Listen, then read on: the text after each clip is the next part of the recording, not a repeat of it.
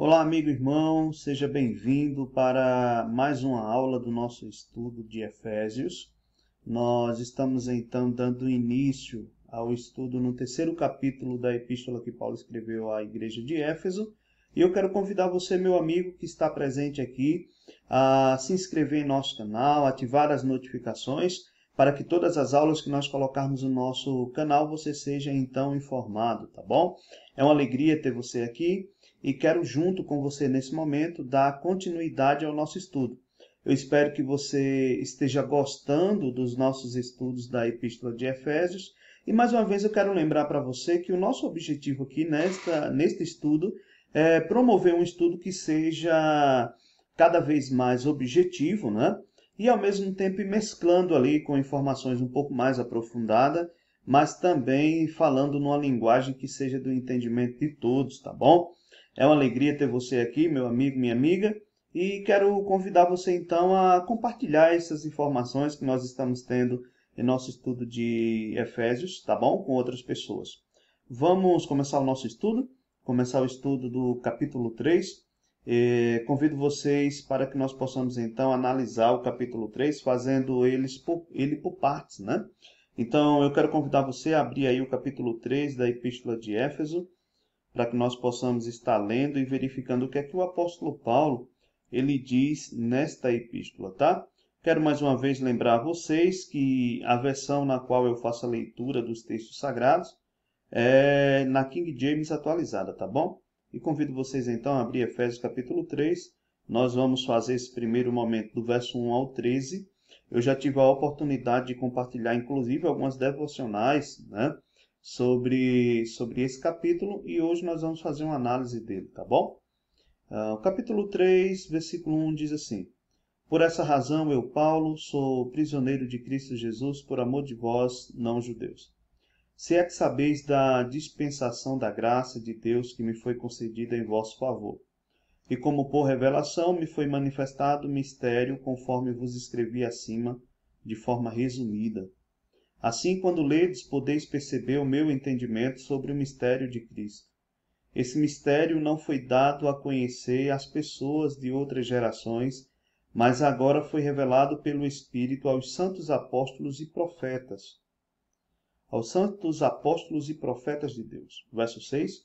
Significando que por intermédio do Evangelho, os não-judeus são igualmente herdeiros com Israel, membros do corpo e coparticipantes da promessa em Cristo Jesus.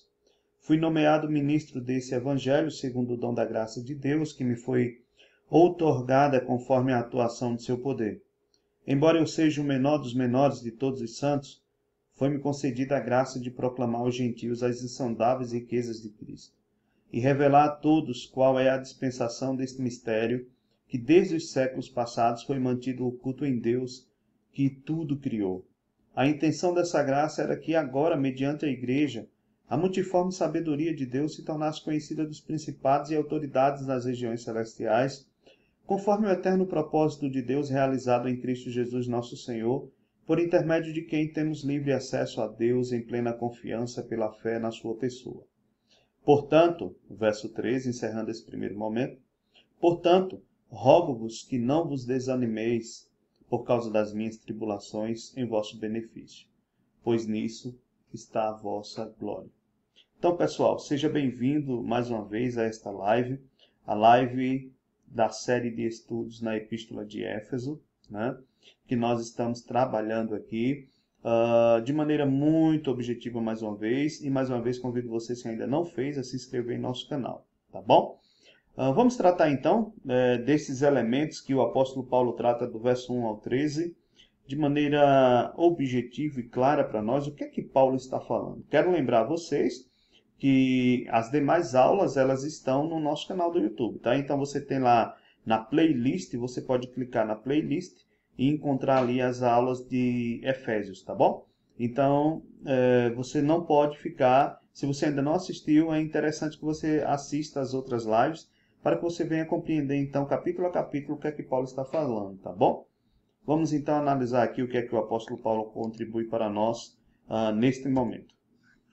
Introduzindo, então, o capítulo 3, versículo 1, Paulo ele vai voltar ao tema da oração e informa aos irmãos que está em oração por eles, de maneira que nós percebemos que esta carta ela foi escrita com pressa ao seu tempo, ou seja, verso 1, Paulo ele retorna aqui o tema de que ele está orando pelos irmãos, de que esta carta se preocupa muito com os aspectos da oração, da prática da oração, e, portanto, esse é um pano de fundo ao qual nós vamos analisar, então, esta revelação que o apóstolo Paulo trouxe para nós, tá bom? Então, nós vamos analisar justamente que o apóstolo Paulo, depois de toda essa abordagem que ele informa sobre a oração, que ele já vem falando sobre isso desde o capítulo 1, 2 e agora no capítulo 3, nós notamos que Paulo retoma aquela realidade, né, de onde ele está inserido. Por essa razão, eu, Paulo, que sou prisioneiro em Cristo Jesus, e que por amor de vocês é que eu estou preso, então ele começa a tratar novamente sobre esses aspectos que envolvem a sua realidade do momento e o interesse no envio da carta.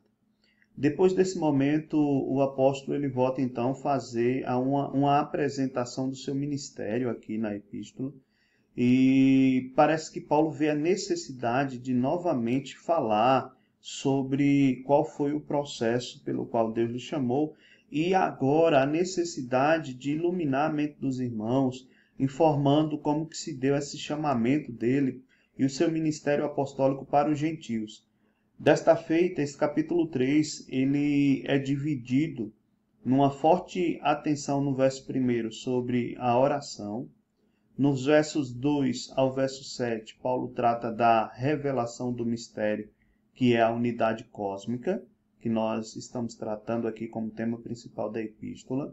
E os versos 8 ao 12, Paulo mostra o papel, né, dele como apóstolo aos gentios. E o verso 13 ele vai falar da razão desse apostolado, tá bom?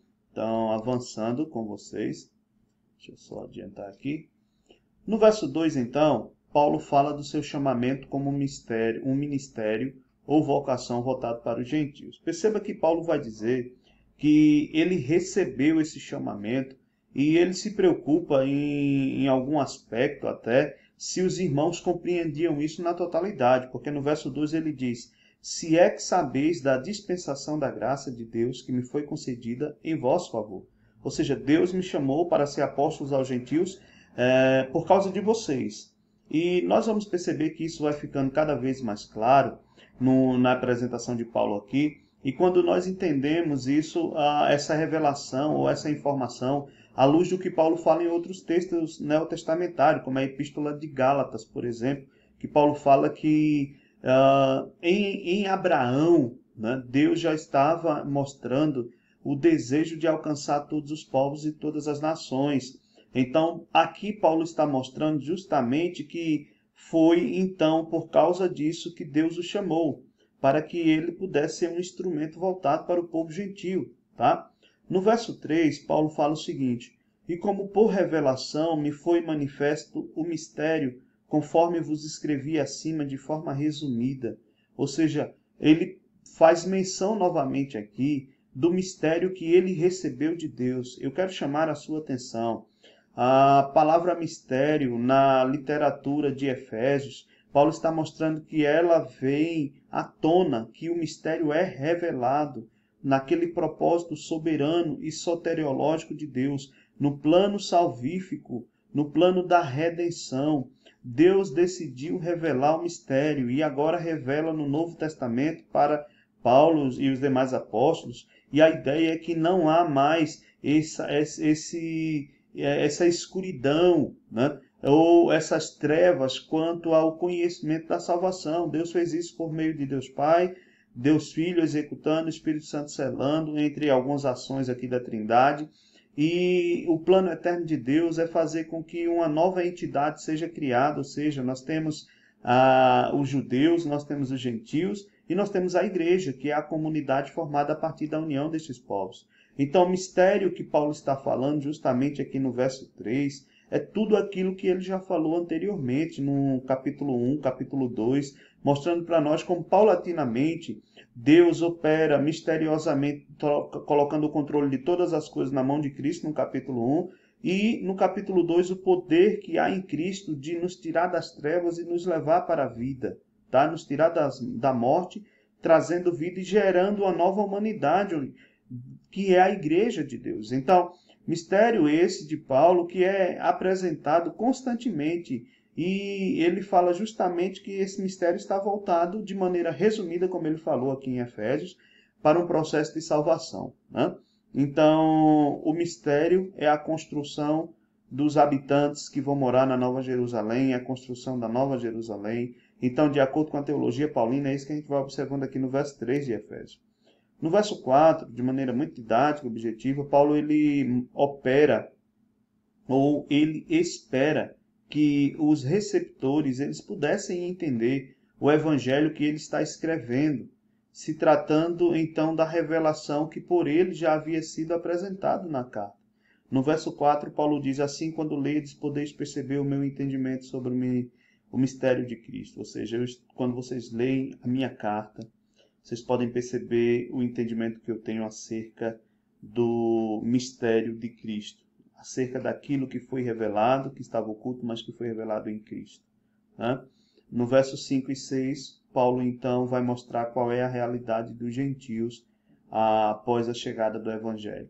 Ele já falou anteriormente sobre estar aproximados agora e de que todos, tanto gentios como judeus, foram aproximados da presença de Deus.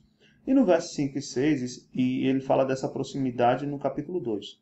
Agora aqui no capítulo 3, Paulo diz: esse mistério não foi dado a conhecer as pessoas de outras gerações, mas agora foi revelado pelo Espírito aos santos apóstolos e profetas de Deus. Dentre os muitos entendimentos que esse verso apresenta, eu fico com a ideia de que essa revelação ela não foi dada completamente aos profetas no passado. Eles foram instrumentos e paulatinamente são instrumentos de Deus para trazer a revelação, inspirados pelo Espírito Santo, mas a revelação final da conclusão desse mistério, de tudo na pessoa de Cristo, da ação da Trindade para a salvação, isso foi dado aos apóstolos. Não foi dado no passado, mas é dado agora aos apóstolos, que são também profetas de Deus no período do primeiro século, igualmente inspirados pelo Espírito Santo para compor o texto sagrado. Então, Paulo diz, isso foi dado aos santos apóstolos e profetas. Agora revelado pelo Espírito. É o Espírito que revela para eles também, assim como também revelou para os profetas no passado, tá? Dessa feita, nós temos então no verso 6, Paulo dizendo aqui qual é a condição agora dos gentios. Paulo diz, significando que, por intermédio do Evangelho, o Evangelho que ele está anunciando, a revelação do mistério de Cristo, a revelação da unidade cósmica em Cristo, e do chamamento apostólico de Paulo para os gentios. Paulo está dizendo, por intermédio do Evangelho, os não-judeus são igualmente herdeiros com Israel. Paulo mostra qual é a conjuntura dos gentios através do Evangelho. Ou seja, o Evangelho estava em Abraão, em Gênesis 12. É aqui que eu entendo que não há uma necessidade, depois da igreja, de que Israel volte a ter protagonismo no processo de salvação ou do cumprimento escatológico, porque isso está pautado para com a igreja também. Paulo está dizendo aqui que os gentios agora, eles são igualmente herdeiros com Israel. Né? Igualmente herdeiros com Israel. Eles são membros do corpo e são coparticipantes da promessa em Cristo Jesus. Dessa feita, irmãos, os gentios, eles são membros do corpo de Cristo, da igreja. Eles são coparticipantes da promessa, ou seja, a promessa também é para eles, tá bom? E aí, obviamente, eles estão entrelaçados com a promessa que foi dada no Antigo Testamento, e eles são também herdeiros, tá? Termo forense aqui, de que em Cristo Jesus eles são herdeiros, porque, segundo Paulo mesmo fala em Gálatas, quem é descendente de Abraão é todo aquele que crê em Jesus. Não é uma descendência sanguínea, né? Mas é de raça, né? Da etnia ali presente. Mas é uma descendência espiritual por causa da promessa. Então, nisso a gente observa o que o apóstolo Paulo mostra a nova condição dos gentios, tá bom? Importante perceber ainda no versos 5 e 6 que a revelação do mistério só é feita agora, ou seja, com os apóstolos, eles são os santos homens de Deus, escolhidos para fazer a revelação. A gente vai ter uma série de colocações agora do verso 8 ao 12, em que Paulo vai falar do seu serviço como apóstolo, né? No verso 7, Paulo diz: eu fui nomeado ministro desse evangelho, segundo o dom da graça de Deus, que me foi outorgada conforme a atuação do seu poder. E 8 ele diz: embora eu seja o menor dos menores de todos os santos, foi-me concedida a graça de proclamar aos gentios as insondáveis riquezas de Cristo. Paulo faz, de certa maneira, o uso aqui de uma hipérbole no sentido de exagerar quanto a sua presença e a sua utilidade no serviço. Não que ele não tivesse consciência de que ele de fato fosse menor, mas nós sabemos que Paulo também quer chamar a atenção para um aspecto muito interessante. Eu, o menor deles, por quê? Olha o que eu fiz no passado, e agora Deus está me usando. Então, Paulo está falando dessa graça, desse poder do Evangelho, que transforma pessoas que não tinham utilidade para nada, para ser úteis no reino, e que é o poder de Deus que opera essa utilidade, né?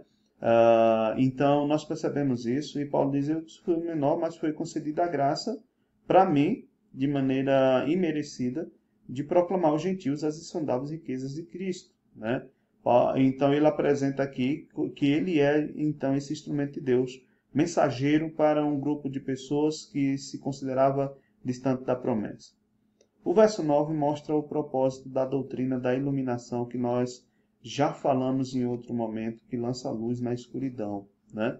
Ou seja, a iluminação vai lançando luz na escuridão do nosso entendimento. E aqui nós temos um processo da doutrina da revelação e da iluminação.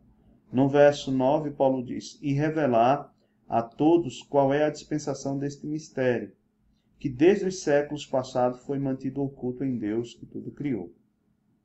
Paulo está dizendo então que, juntamente com seu chamamento, Deus vai operar e está operando na sua instrumentalidade, sua pregação, ensino e oração, revelando, trazendo à tona aquilo que estava oculto, tá? Mas também que isso é um processo que vai gerando em nós, como cristãos aqui, a questão da iluminação. A diferença é que a doutrina da iluminação diz para nós que Deus vai gerando luz no nosso entendimento para que a gente possa compreender e amadurecer mais frente àquilo que já foi revelado. Não tem uma nova revelação, tá? Depois que a escritura, o cânon foi fechado ali nos 66 livros da Bíblia, pela fé nós entendemos que Deus não revela de maneira mais extraordinária como fazia no passado, como fez por meio dos profetas, um novo conhecimento, porque nós entendemos que a Bíblia é suficiente para nós em todos os aspectos e ali tem tudo que nós precisamos em matéria de fé e prática, tá? Então, a doutrina da iluminação é justamente esse ponto de contato da nossa experiência com Deus, do conhecer das Escrituras, que nós conhecemos mais e mais. E é isso que Paulo está mostrando. Vai lançando, então, à medida que a gente conhece, o Senhor vai iluminando a nossa mente, e como diz o salmista, lâmpada para os meus pés e luz para os meus caminhos é a tua palavra, tá? No verso 10, Paulo mostra que a iluminação é desenvolvida nas disposições ministeriais que ele serve a Deus como apóstolo, como pregador, como mestre, como aquele que está intercedendo pela igreja. No verso 10, Paulo diz: a intenção dessa graça era que agora, mediante a igreja e as suas ações, a multiforme sabedoria de Deus se tornasse conhecida dos principados e autoridades nas regiões celestiais. Paulo usa uma outra terminologia aqui muito interessante, a terminologia multiforme, né? As diversas formas que a graça de Deus se manifesta.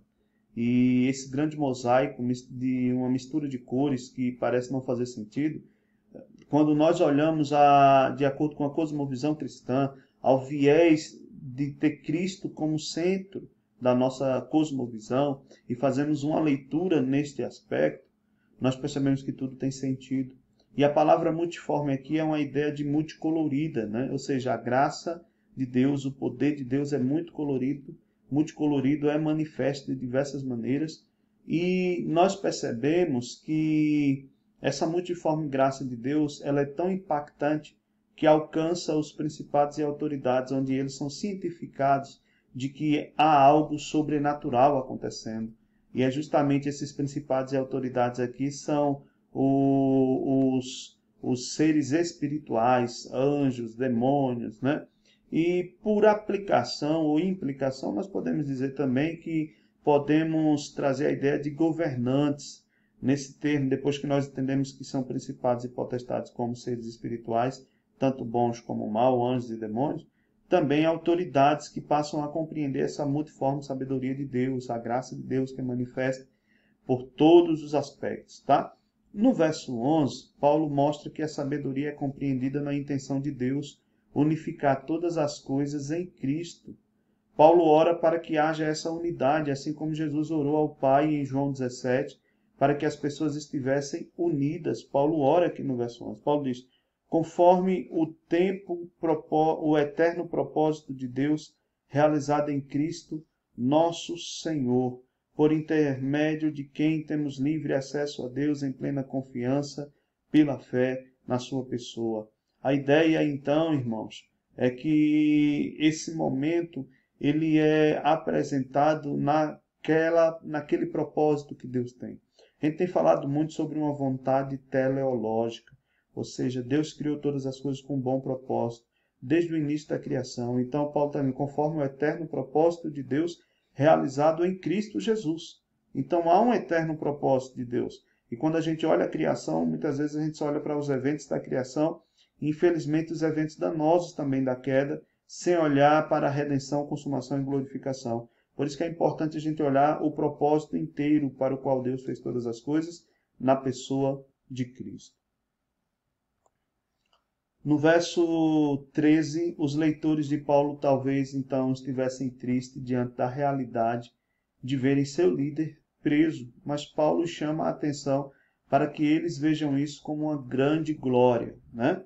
Então aqui nós temos a ideia muito interessante que Paulo vai tratar nesse verso 13. A grande pergunta que fica para nós quando Paulo fala aqui é por que Paulo está preso? Porque Paulo vai dizer, portanto, ele lembra aos irmãos, rogo-vos que não desanimeis por causa das minhas tribulações, em vosso benefício, pois nisso está a vossa glória. Ou seja, Paulo está dizendo, se eu estou preso, irmãos, essa é a verdade. E aí ele conecta com o verso primeiro, que ele falou, Paulo, prisioneiro de Cristo nosso Senhor, por intermédio de vós, os gentios. Né? Paulo está preso, mas Paulo está dizendo para os irmãos que a prisão dele, as tribulações que ele está enfrentando, não deve ser visto com tristeza pela comunidade cristã. Mas eles deveriam olhar para esse ato da prisão de Paulo como algo que fortalecessem eles na fé. Por que Paulo está preso? Paulo está preso por causa da pregação, que judeus e gentios são iguais perante Deus e que eles formam uma nova criação. E será justamente esse sentimento terrível em alguns judeus que vai levar, inclusive, Paulo à morte. Paulo, primeiro, nós temos uma ação do Estado e alguns mestres judeus em parceria para perseguir o cristianismo. Nós temos o Estado romano com sua idolatria perseguindo os cristãos. E nós temos aqui uma pregação de Paulo que diz que os judeus não é a nação predileta de Deus, simplesmente porque Deus, no seu plano eterno, elegeu judeus e gentios. E Jesus derrubou a parede de separação, mesmo Paulo sendo judeu. Paulo está anunciando isso. Então, outro momento importante é que em Gálatas 2, Paulo sobe a Jerusalém para fortalecer o discurso de unidade frente à liderança da igreja. E depois, na sua última viagem missionária, Paulo mostra a sua preocupação de promover essa unidade entre judeus e gentios. E Paulo, então, recolhe donativos para ajudar judeus, né, entendendo que ambos são um só e que na mente de Paulo os gentios tinham uma dívida de gratidão para com os judeus. Então, o ministério de Paulo está muito envolto dessa realidade de proclamação do evangelho, de combate ao entendimento errado no judaísmo e do conhecimento claro do que é ser do caminho cristão em Jesus Cristo, né? Ser membro de uma nova humanidade, tanto judeu como gentio. Então, estas são informações que, de certa maneira, vão servir para colocar Paulo frente à morte. E Paulo revela em Atos que ele está indo para Jerusalém e ele sabe o que é que lhe aguarda em Jerusalém. Então, de certa maneira, Paulo olha para os irmãos aqui, os gentios, e diz, olha, vocês não devem se entristecer e nem desistir porque eu estou atribulado, eu estou preso. Muito pelo contrário, a minha prisão tem que ser vista por vocês como um elemento no qual possa motivar vocês a continuarem firmes, porque mesmo diante de tanta dificuldade eu não parei, eu continuei. Então, não desistam, vejam isso como um peso de glória. Até porque Paulo vai mostrar que todo tipo de provação, de tribulação que nós viemos enfrentar, Deus não deixou de estar no controle. E de que ele serve, e se é por causa do Evangelho, é que nos trazem grande valor e riqueza espiritual. Jesus mesmo disse para os seus discípulos, olha, se alegrem quando por minha causa vos perseguirem. Né? Vocês estão no caminho certo. Então é isso que Paulo encerra esse primeiro capítulo aqui, essa primeira perícope do capítulo 3 de Efésios, Paulo, do verso 1 ao 13, Paulo encerra com os irmãos nesse momento, tá bom? Vamos agora então para a segunda parte do nosso estudo do capítulo 3. Então, partindo para a segunda parte do capítulo 3, eu quero convidar vocês mais uma vez que estão aqui conosco nesta live no YouTube e por outros canais que for comunicado também, que você possa estar se inscrevendo, tanto aqui no nosso canal do YouTube, como faço um convite para vocês também a se inscreverem no nosso Instagram, né? Você está seguindo lá a nossa conta, porque por meio do Instagram nós vamos comunicando a todos das programações, de eventos, de materiais, e nós buscamos, assim, de certa maneira, trazer informação e conteúdo cristão, tá? Além de muitas outras áreas também, de reflexão. Então, partindo para a segunda parte do capítulo 3, se você ainda não fez a inscrição em nosso canal do YouTube, faça agora. Faça agora, ative essas benditas notificações para que a informação possa chegar para você, tá bom? Deixa eu só adiantar aqui. Ok. Capítulo 3, verso 14 ao 21. Paulo diz assim: por esse motivo dobro o meu joelho diante do Pai.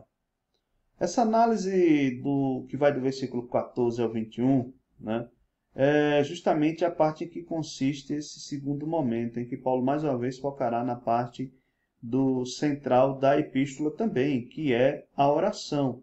Ele retoma esse aspecto.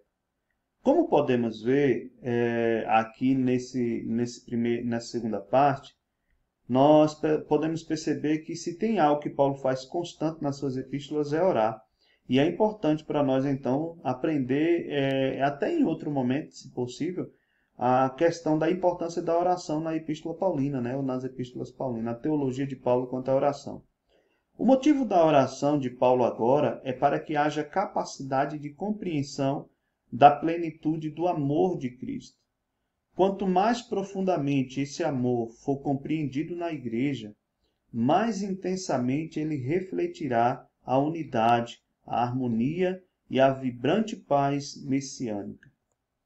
No versículo 14, Paulo identifica Deus como Pai, e ser pai no Oriente Médio é ser o governante da família, aquele a quem todas as questões importantes são relatadas e que todos os filhos lhe prestem deferência e obediência. Verso 14, Paulo diz: por esse motivo eu dobro o meu joelho diante do Pai. Tá? É interessante perceber que, na conjuntura, geralmente os judeus tinham o costume de orar em pé, mas Paulo aqui está dobrando seus joelhos como sinal também de uma reverência máxima, né? Diante daquele que é Pai, diante daquele que é Senhor. E Paulo entende Deus como Pai justamente como aquele que governa a nossa vida, a nossa história, a nossa família, e como aquele que merece respeito, que merece deferência, que merece obediência. Então, é neste sentido que nós devemos, então, no propósito da oração também, começarmos a dobrar-nos diante do Senhor, nos humilharmos perante Ele. No verso 15, Paulo praticamente apresenta Deus, então, como um Criador. Né? E como Criador, Deus, ele é aquele que dá forma e papéis diferentes para todos. A ideia daqui de paternidade divina, nesse verso, é a ideia, então, de um Deus que cria todas as coisas e por meio de quem vem e tem a origem de todas as coisas. O verso 15, Paulo diz: do qual se deriva toda a paternidade nos céus e na terra. No verso 16 e 19, Paulo vai mostrar, então, alguns aspectos de pedido de oração para nós. Né? Ele vai elencar 2 pedidos de oração aqui, interessante que nós vamos perceber. No verso 16, Paulo diz: eu oro para que, juntamente com suas gloriosas riquezas, ele vos fortaleça no âmago do vosso ser, com todo o poder, por meio do Espírito Santo. Então, isso é uma oração de Paulo na epístola. Eu oro para isso.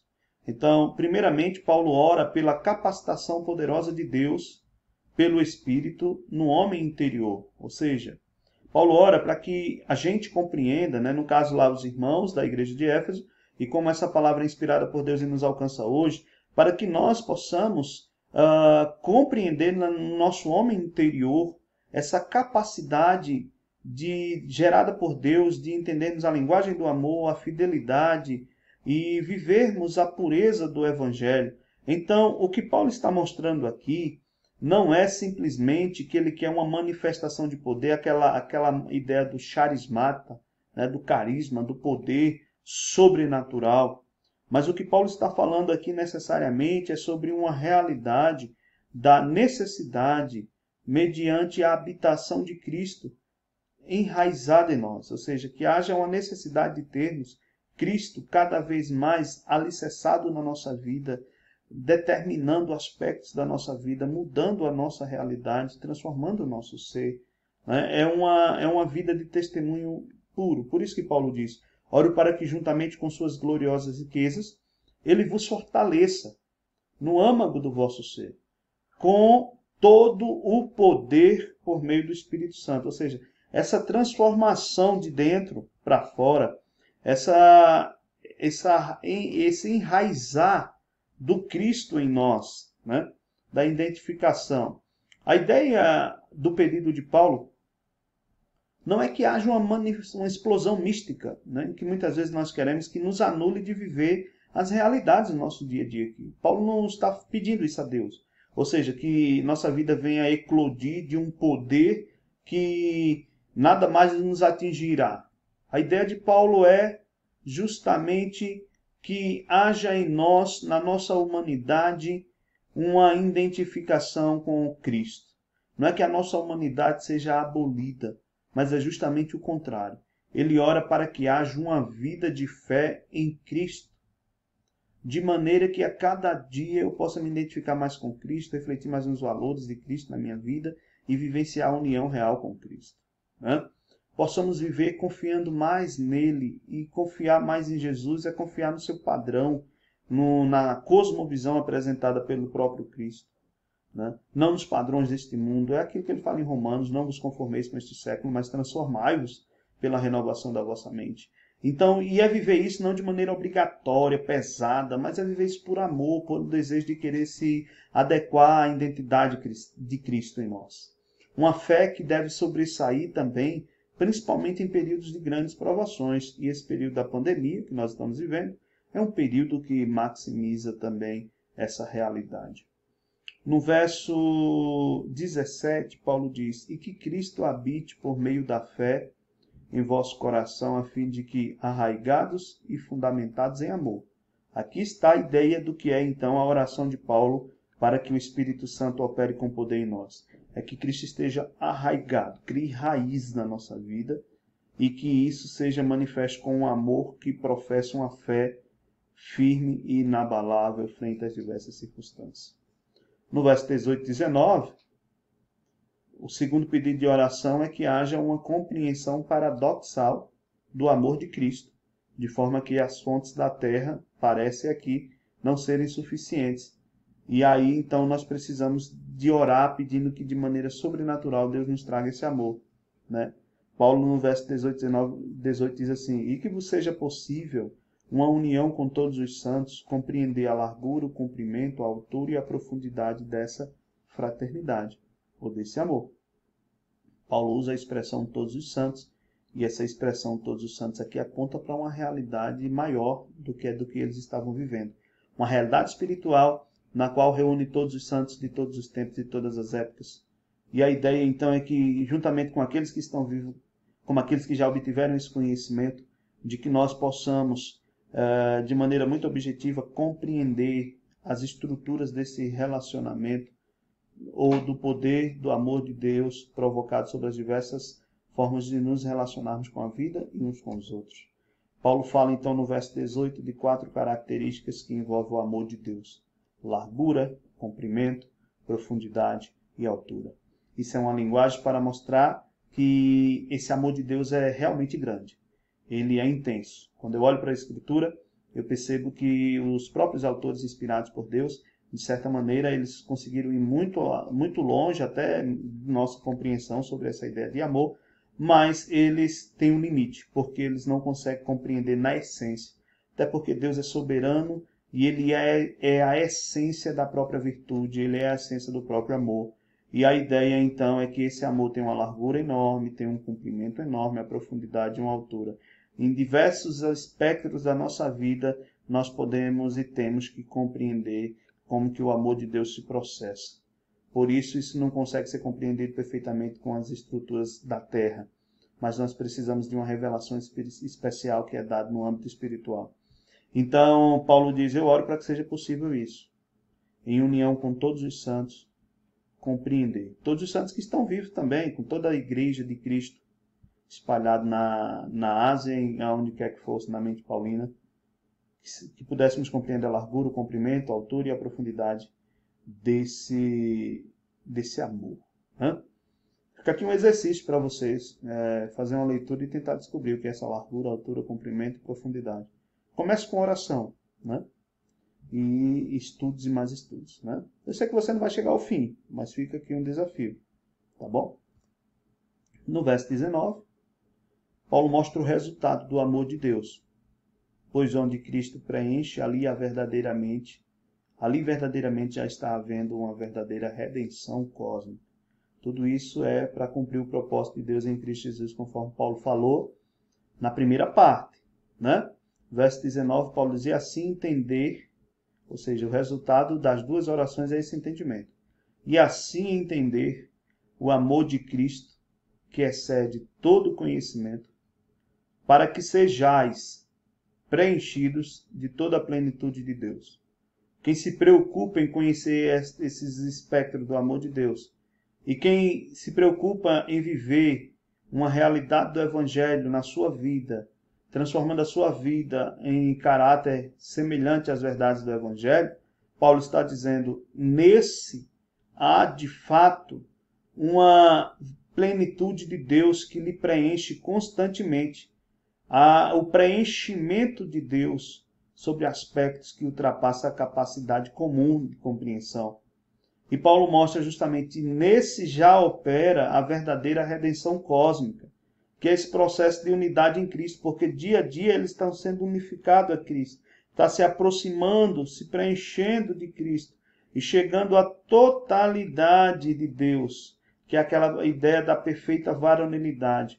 Isso é um caminho que vai ocorrendo e que vai se processar quando Cristo vier e completar o nosso processo com a glorificação e aí então experimentar desse conhecimento daquilo que foi destinado para nós como plenitude de Deus.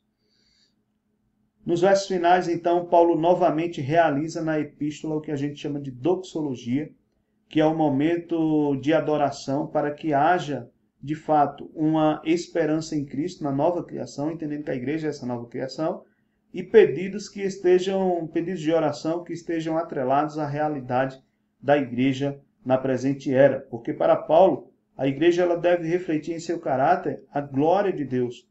E no verso 20 e 21 ele deixa isso claro na sua doxologia, que é aquele momento de adoração. Paulo diz, aquele que é poderoso para ou de realizar infinitamente mais do que tudo o que pedimos ou imaginamos, de acordo com o seu poder que age em nós. Ou aquele que é poderoso para realizar muito mais do que pedimos e muito além do que pensamos. Ou seja, Deus, ele age. E nós, como igreja, temos que saber orar frente às necessidades da era presente, para que a glória de Deus se manifeste na igreja e que a igreja seja um instrumento de testemunho da imagem de Cristo, do que realmente importa, do que realmente é valoroso, e que esses pedidos, então, estejam entrelaçados com a realidade da igreja local. Por isso, e do nosso tempo. Por isso que Paulo fala no verso 21, a ele seja a glória na igreja e em Cristo Jesus, por todas as gerações, por toda a eternidade. Amém. Portanto, a gente conclui assim, entendendo esse segundo momento do capítulo 3, que a igreja ela deve refletir em seu caráter, em qualquer tempo, em qualquer época, a glória de Deus. Gente, esse estudo não visa trazer aplicações sobre diversos aspectos. É apenas uma maneira da gente elucidar alguns aspectos do que Paulo vem tratando. Você pode refletir sobre tudo isso que foi falado agora e verificar como que a igreja, frente a esse estudo do capítulo 3 de Éfeso, pode ser efetiva em nossos dias. Eu agradeço demais a atenção de vocês aqui na live. Mais uma vez, reitero o pedido para que vocês possam compartilhar esta live com outras pessoas que vocês acharem interessante e mantermos ativo aqui o nosso canal no YouTube juntos. Obrigado pela sua presença aqui na live. Se você tem perguntas, você pode colocar que nós estaremos respondendo as suas perguntas, tá bom? E se você tem alguma ideia para que como que essa live dos estudos de Éfeso pode ser melhor ministrada também, fique super à vontade, porque isso aqui é para nós podermos dialogarmos, uma vez que você está aqui nos dando a honra, né, de participar desta live conosco. Um forte abraço ao seu coração, um cheiro ao seu coração, um forte abraço à sua vida e até o nosso próximo capítulo de Éfeso, tá bom? Deus abençoe e até uma próxima.